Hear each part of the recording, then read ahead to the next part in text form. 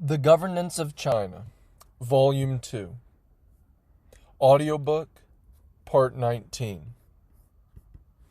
Confidence in Chinese Culture, November 30th, 2016, part of the speech at the opening ceremony of the 10th National Congress of the China Federation of Literary and Art Circles and the 9th National Congress of the China Writers Association.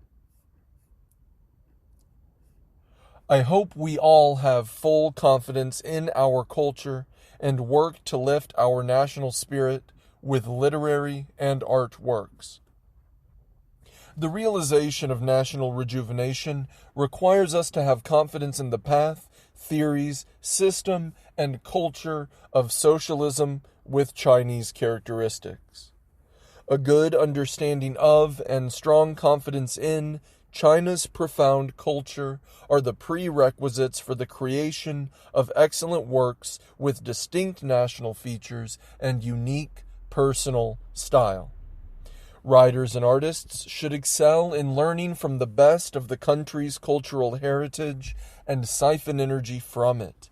They should have full confidence in the aspiration, values, vitality, and creativity of their own culture and produce works of art that give strength to the Chinese people on their march towards the future. Culture is the soul of both a country and a nation. History and reality have proven that a nation which abandons or betrays its own history and culture cannot prosper, and is likely to end in tragedy. Confidence in culture is basic, deep-rooted, and reaches far and wide. It is a force that is more fundamental, stable, and persistent. Increasing confidence in our own culture is critical to the prospects of our country, to our cultural security, and to the independence of our national character. Without confidence in culture, there is no way to create works that are hard-hitting, unique, and charming. Human history tells us that all nations across the globe, without exception, are deeply influenced by excellent art and literature, as well as by gifted writers and artists in each and every phase of their historical development. The spirit of the Chinese nation is embodied in the striving of the Chinese people and their achievements, in the cultural life of the Chinese people, in all the marvelous works created by the Chinese nation over thousands of years, and also in the fantastic creative activities of all Chinese writers and artists.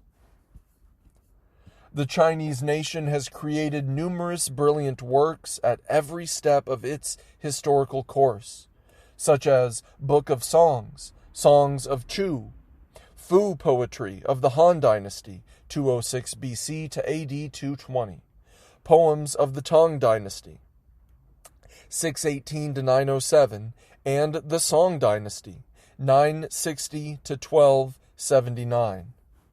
Operas of the Yuan Dynasty, 1206 to 1368, and novels of the Ming, 1368 to 1644, and Qing, 1616 to 1911 dynasties, that give birth to the splendid history of Chinese art and literature.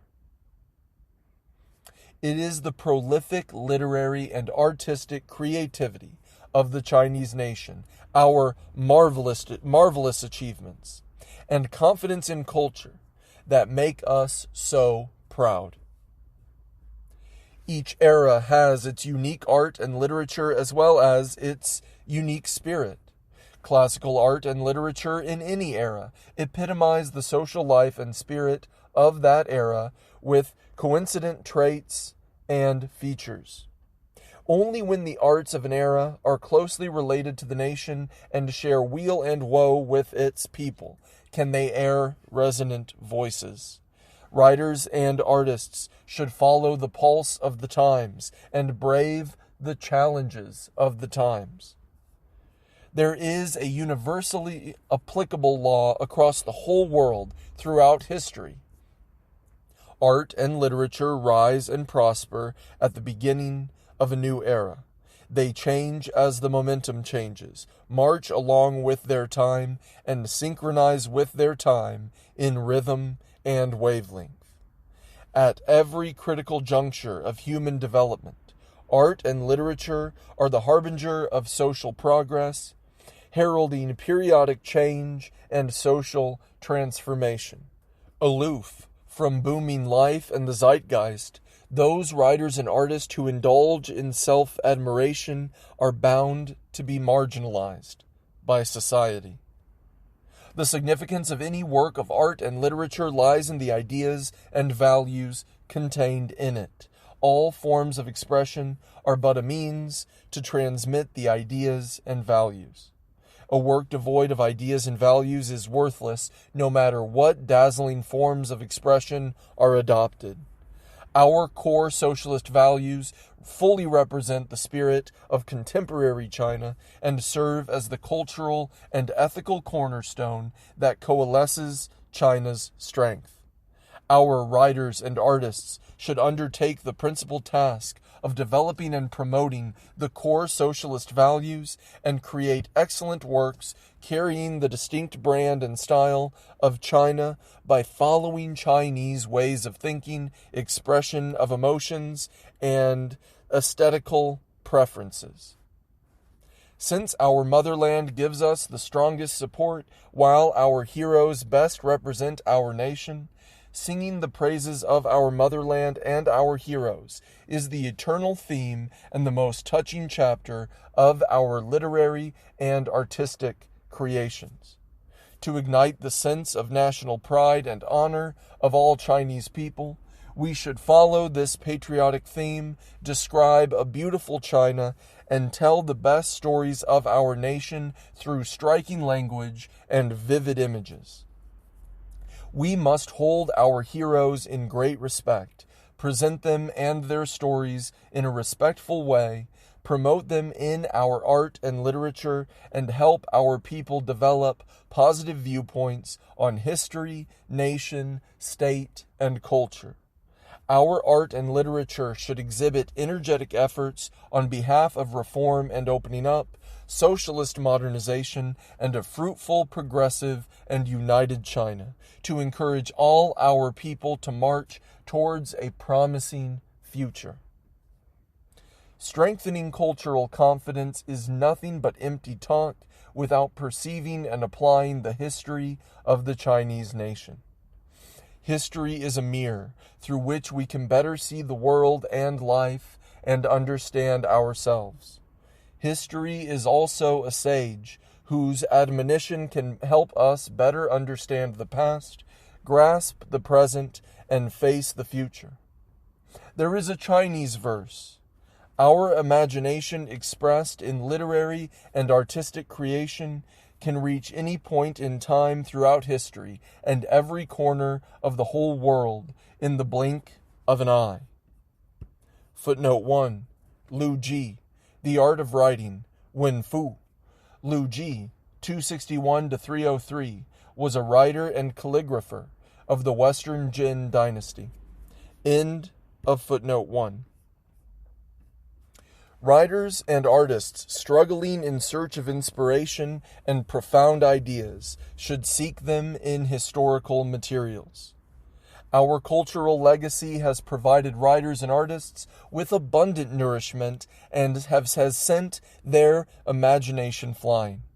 But writers and artists must not portray past events or persons merely through their unbridled imagination or by resorting to historical nihilism. No writers or artists can accurately reconstruct what has happened in the past, but they have the duty to tell the truth about our history and let the people know what are the most valuable in our tradition. Literary and artistic works that make travesty of history indicate that the author is not serious about history and that he is not serious about his own creations. Such works will not have a place in the literary and artistic pantheon. Only if we develop a sound outlook on history, show respect for our tradition, and present the past through proper artistic means, can our works stand the test of time, find their proper place in our time, and pass on to posterity. The Chinese culture is both historical and contemporary, belonging to both the Chinese nation and the whole world. Art and literature must take root in the land where they were born and grew up to reflect reality, strengthen confidence, and absorb energy, if they are to hold against the impact of other cultures. This echoes with a Chinese poem, which goes, "When we eat the fruit, we think of the tree that bore it. When we drink water, we think of its source." Footnote 2. Yu Xin, poems to the tune of Zhi Diao Chu. Yu Xin, 513 to 581, was a writer during the northern and southern dynasties. End of footnote 2. We have to bear in mind the essence of Chinese culture, learn from foreign cultures, and look to the future. We need to complete a creative transformation in cultural inheritance and try to surpass those from whom we learn.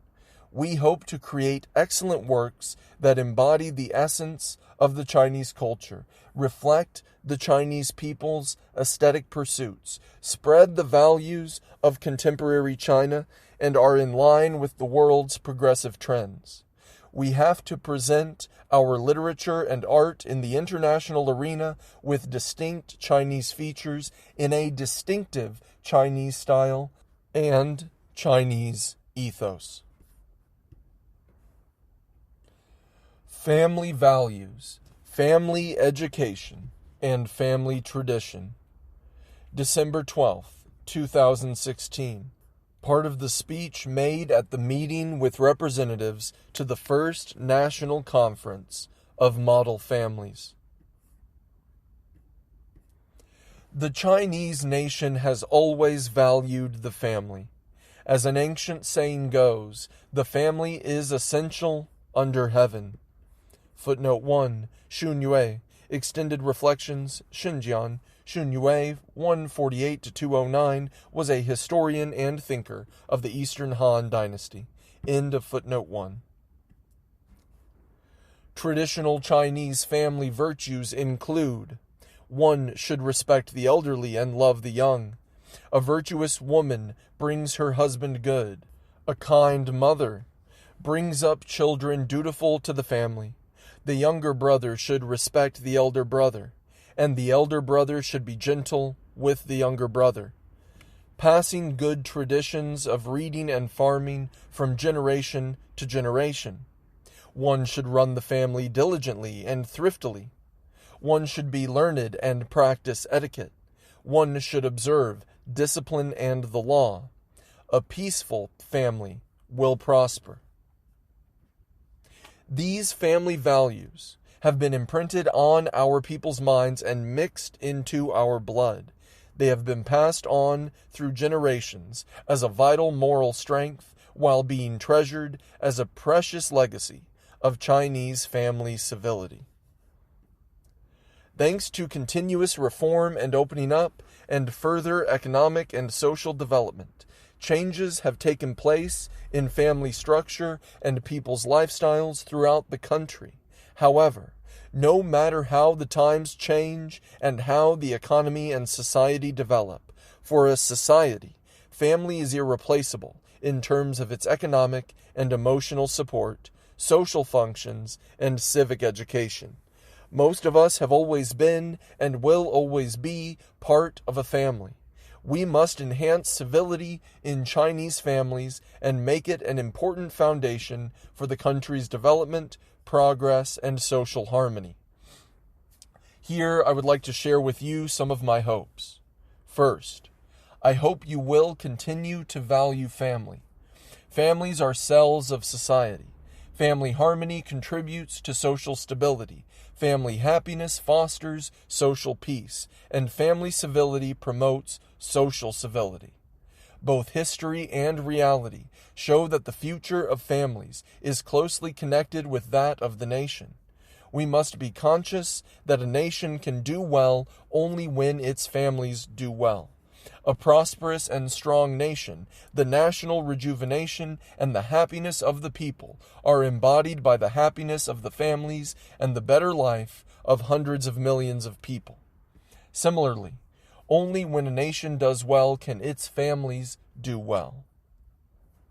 Currently, the Chinese people are forging ahead along the new long march towards the 2 centenary goals and the Chinese dream of national rejuvenation. To ensure that the dreams of families come true, we must realize the Chinese dream. Chinese people have always thought highly of loyalty to the nation. During the Revolutionary War, many mothers encouraged their sons to fight against the Japanese aggressors, and wives sent their husbands to the battlefields. During the challenging first 3 decades of the PRC, Chinese people prioritized national interests over their family matters, which demonstrated their pursuit of family virtue and deep feelings for the motherland. We should combine the love we have for our families with our love for our nation and integrate our family dreams with the dream of the nation. We should work together with one heart to weave the wisdom and enthusiasm of our 1.3 billion people from 400 million families into a powerful force to realize the 2 centenary goals and the Chinese dream. Second, I hope you will continue to value family education. Family is the first school, and parents are their children's first teachers. Family education begins as a child learns to talk. The kind of family education a child receives determines his or her future conduct. Though there are many aspects to family education, the most important is character building. As ancient Chinese scholars put it, if you love your children, teach them the right path. Footnote 2. Zhou Qiu Ming, Zhou's commentary on the Spring and Autumn Annals, Zhou Zhuan. Zhou Qiu Ming, 556 to 451 BC, was a historian of the Spring and Autumn period. End of footnote 2. And love your children the right way, or you will cause them harm. Footnote 3. Sima Guang. Historical events retold as a mirror for government. Zhi Tongjian. Sima Guang, 1019 to 1086, was a statesman and writer of the Northern Song dynasty. End of footnote 3. Young people are the hope of the future for not just families but also the nation. The ancient Chinese believed that to feed without teaching is the father's fault. Parents should educate their children. The impact of family, especially parents, may influence a person throughout his or her life. This is manifested in Chinese folktales, such as Mencius's mother moving home 3 times to find the neighborhood she believed to be favorable for his education, and Ouyang Xiu's mother teaching him to write with a reed.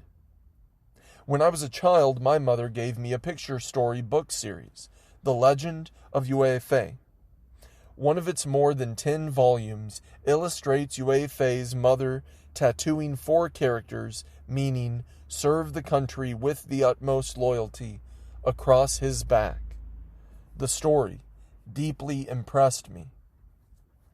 Parents should pass down sound moral values to their children from an early age and guide them to develop integrity, help them cultivate sound minds, and ensure their healthy growth, so that they will be useful to the country and the people when they grow up. Parents should instruct their children through word and deed, giving them both knowledge and virtue, and practicing what they teach. They should help their children button the first button in their lifetime and take the first step on the ladder of life. We should all strive to foster and practice the core socialist values in families, encouraging family members, especially the younger generation, to love the party, the motherland, the people, and the Chinese nation. We should also disseminate traditional Chinese ethics by spreading the concepts of respecting the elderly and loving the young, gender equality, marital harmony, frugality, and neighborhood solidarity, while promoting loyalty, responsibility, family affection, learning, and public welfare. The goal is to enhance people's moral outlook and foster civic virtue in society for family happiness, extending care to others and contributing more to society. Third, I hope you will continue to value family culture. Family culture is an integral part of social ethos. Family not only provides a place for the physical body to reside, it is also where people's hearts lie. A family will thrive with a good culture, while a bad culture can bring trouble to a family and even to society.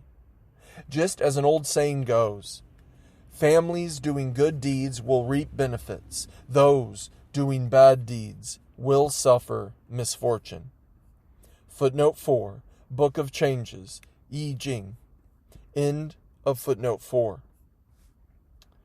The admonitions of Zhuge Liang, 181 to 234, to his son, the family instructions of Yan Zhetui, 531 to circa 591, and the family mottos of Zhu Xi, 1130 to 1200, all advocate positive family culture. Mao Zedong, Zhou Enlai, and Zhu De, and other revolutionaries of the older generations all highly valued family culture. I have read the last touching testaments of many revolutionary martyrs to their children, which are filled with their instructions and hopes. Fine values should be promoted among all the families so as to nurture healthy social conduct. Officials at all levels must play a leading role in the promotion of good family culture. As the ancient Confucian classic, Book of Rights, puts it, what is meant by, in order to govern the state rightly? It is necessary first to regulate the family. Is that it is impossible for one to teach others while he cannot teach his own family. The family culture of officials will have an impact not only on their own families, but also on the party and the government. Officials at all levels, especially high-ranking ones, should inherit and promote the best of Chinese culture and the communist family values of older generations of revolutionaries. They should cultivate moral virtues and regulate the family, learning from role models such as Jiao Yu Lu, Gu Wen Chang, and Yang Shanzhou. Footnote 5. Yang Shanzhou, 1927 to 2010, was secretary of the CPC Baoshan Prefectural Committee in Yunnan Province. After retiring in 1988, he stayed in a forest farm in Daliangshan of Xidian County, where he led workers in a campaign of afforestation that produced more than 3,700 hectares of trees. In 2009, he handed over forest management rights worth more than renminbi 300 million to the government free of charge. In 2011, he was named posthumously a national moral model and an outstanding party member. End of footnote 5.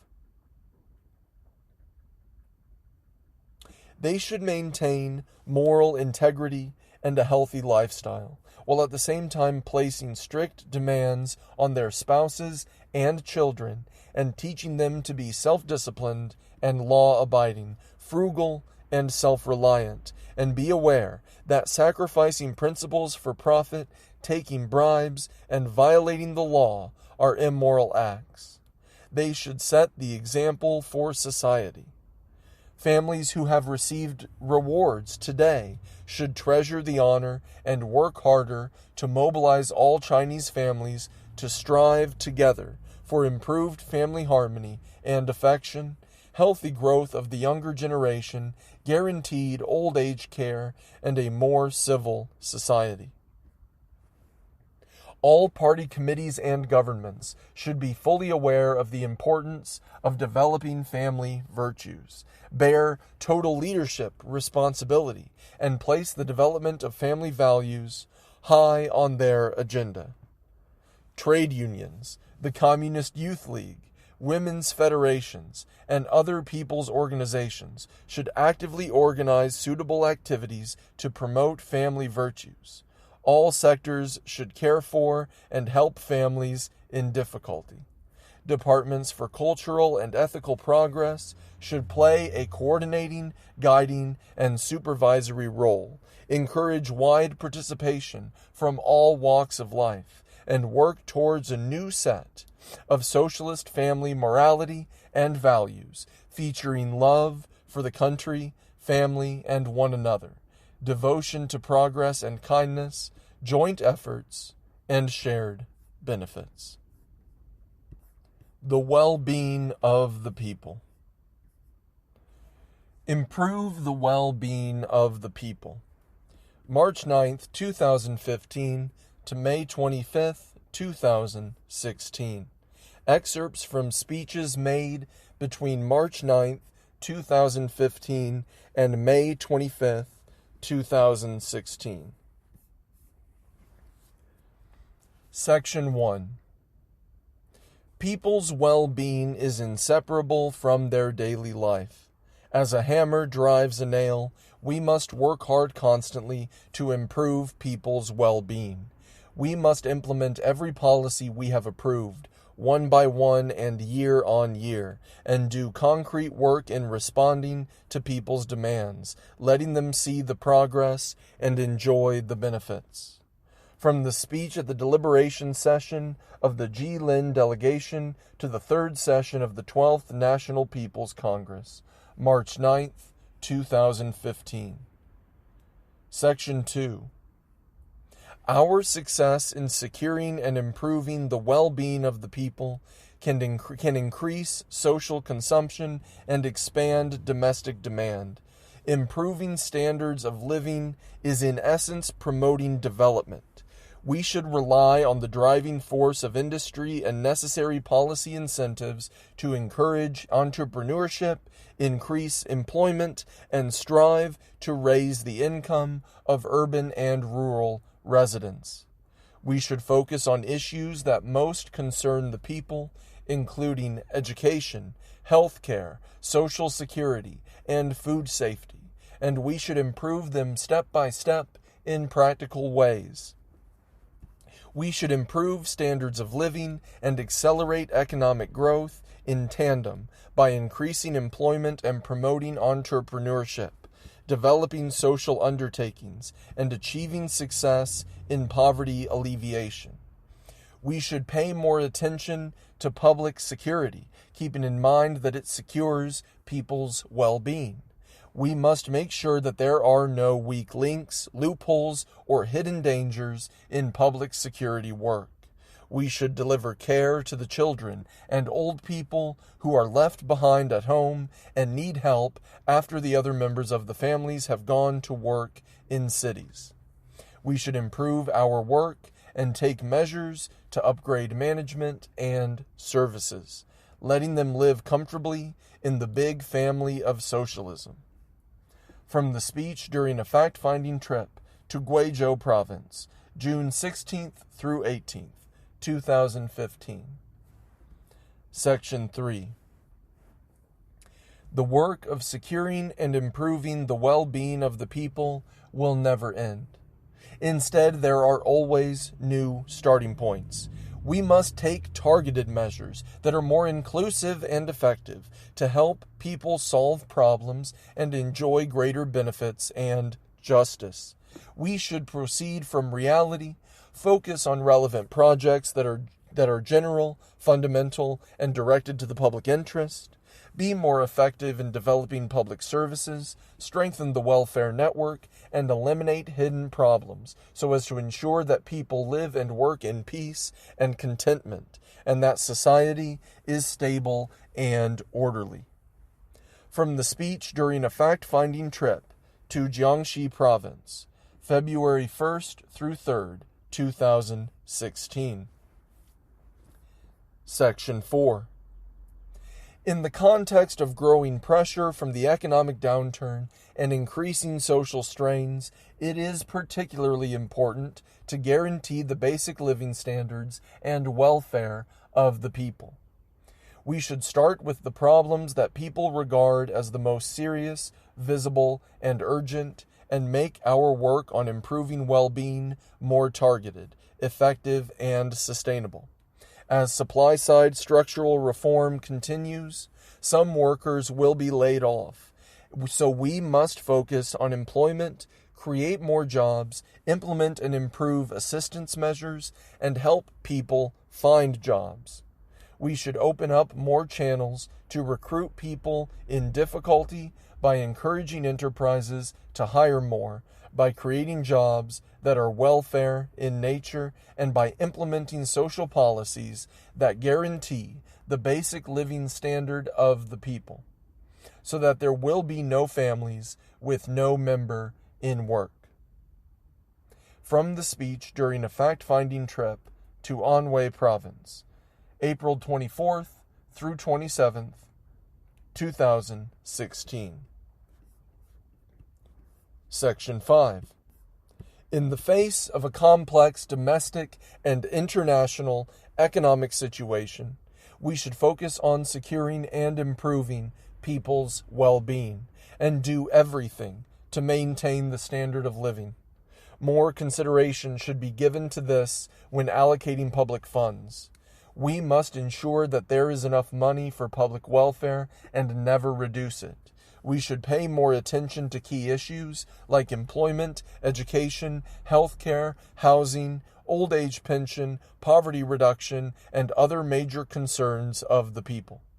Before introducing policies and measures, we should carry out in-depth investigation and make thorough analysis, listen to different opinions, and take into account the interests of all parties. Following implementation, we should track feedback and identify problems for the improvement of the policies. We must increase the transparency of our policies so that the public will be aware of, understand, and help to implement them. From the speech during a fact-finding trip to Heilongjiang Province, May 23rd through 25th, 2016.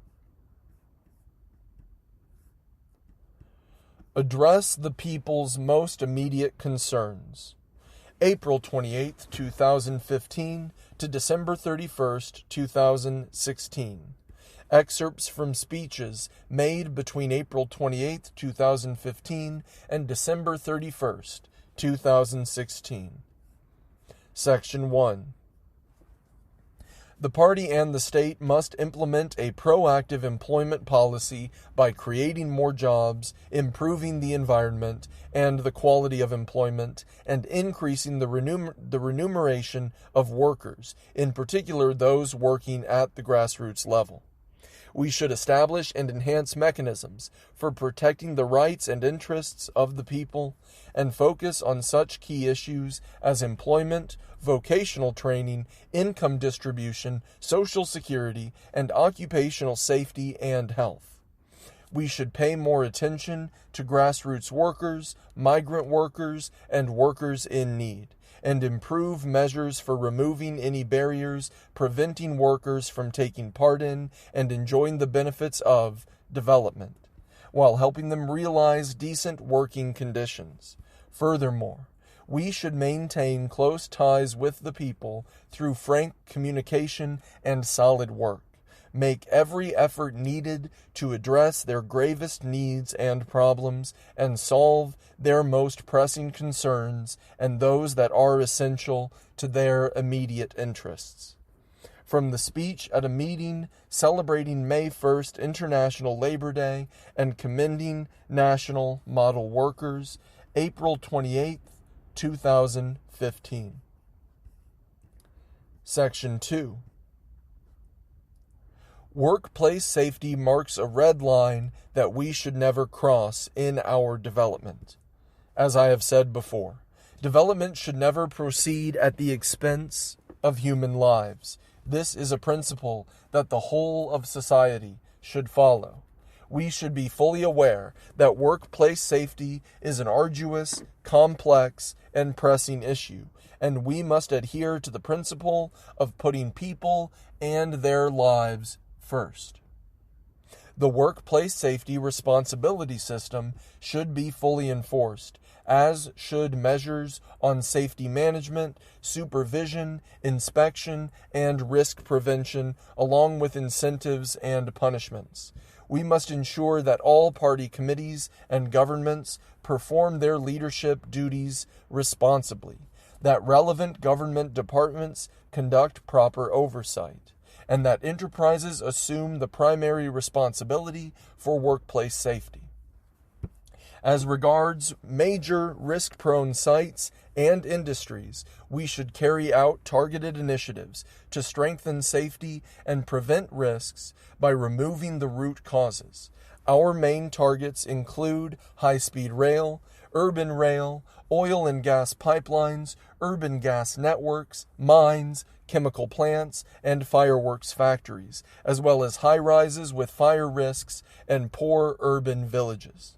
To consolidate workplace safety, we must improve the mechanism for conducting thorough inspections on a regular or irregular basis without advance notice and enforce the accountability system to make sure that whoever conducts the inspection takes full responsibility by signing his or her name on the inspection report. We must take strict measures to eliminate every identified risk so as to ensure complete safety.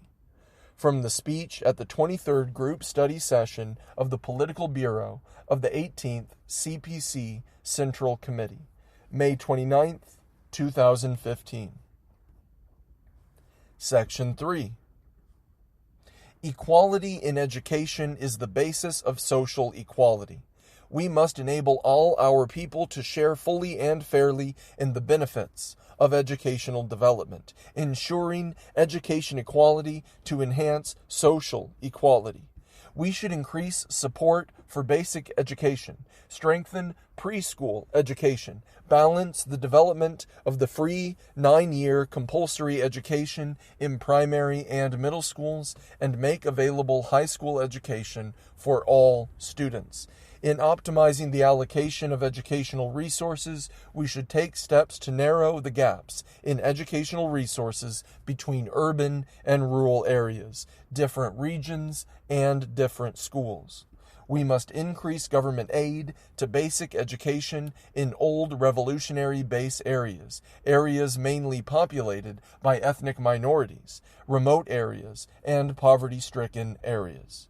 In particular, we should guarantee funds for schools in poverty-stricken areas and improve the grants system for students from poor families. We should also take targeted measures to reduce poverty through education. We will help children from poor families to access education in order to prevent poverty being passed down from generation to generation, and to give all children the confidence and hope they need to create a bright future. From the speech during a visit to Beijing Baiyi School, September 9th, 2016. Section 4. Public security has been improving over the past few years, with a sustained decrease in violent crimes and a steadily enhanced sense of security among the people. However, some problems remain prominent, and in particular illegal fundraising, information leakage, and cyber fraud are widespread. Today's crimes increasingly relate to information technology, mobility, and intelligence. Occasionally, there are crimes of extreme violence committed by individuals trying to take revenge on society or spread terror. We are a long way from eliminating crimes of severe violence despite intensified efforts to fight them. We should take systematic and comprehensive measures to deal with these crimes in accordance with the law and by addressing their root causes. In order to identify harmful tendencies in a timely manner, we should improve the crime prevention and control system and enhance our analysis and judgment of public opinion, public security developments, and hot and sensitive issues. We should take effective measures to prevent and control risks and protect the lives and property of the people. We should make an all-out effort to prevent and fight terrorism, ethnic separatism, and religious extremism, and strengthen our anti-terrorism efforts and international cooperation in this regard. In so doing, we aim to build an impregnable anti-terrorism network. All terrorist activities must be eradicated once identified. We must use legal means to fight the infiltration, sabotage, and subversive activities of hostile forces, and prevent them from becoming real threats to our public security. From the speech at the Second Full Assembly of the 6th Plenary Session of the 18th CPC Central Committee, October 27th, 2016. Section 5. We must make sure that there is a social cushion in place to meet the most basic needs of the people and focus on their most pressing concerns, while improving related policies and guiding public opinion to strengthen social security. We should enhance social policies and public services for employment, old age care, education, health care, and environmental protection.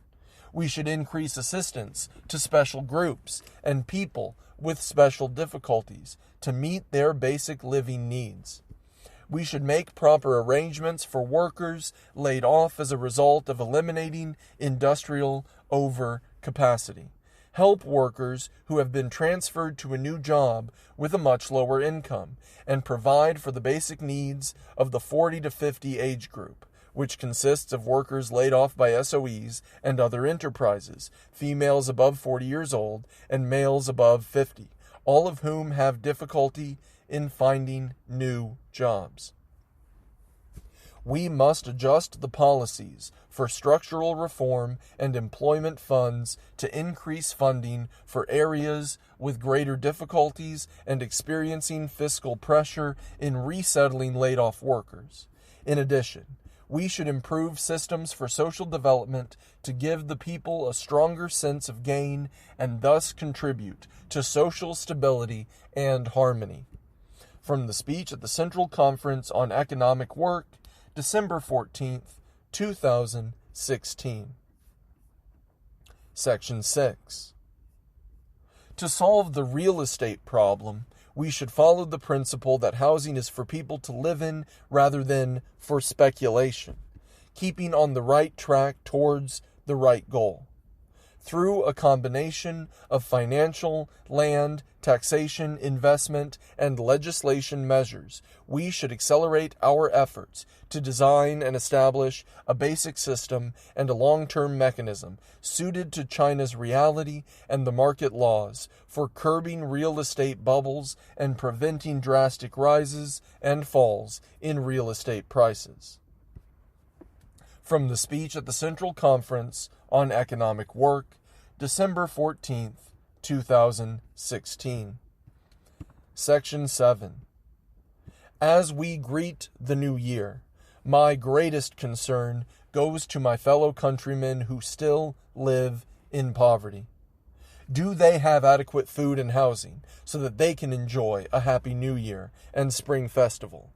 I know that some people are still facing difficulties regarding employment, their children's education, health care, and housing, among others. It is the responsibility of the party and the government to solve these problems. The whole party and all of society should continue to care for and help people living in poverty and facing difficulties. we will enable more people to enjoy the benefits of reform and development and live a better life. From the 2017 New Year Message, December 31st, 2016.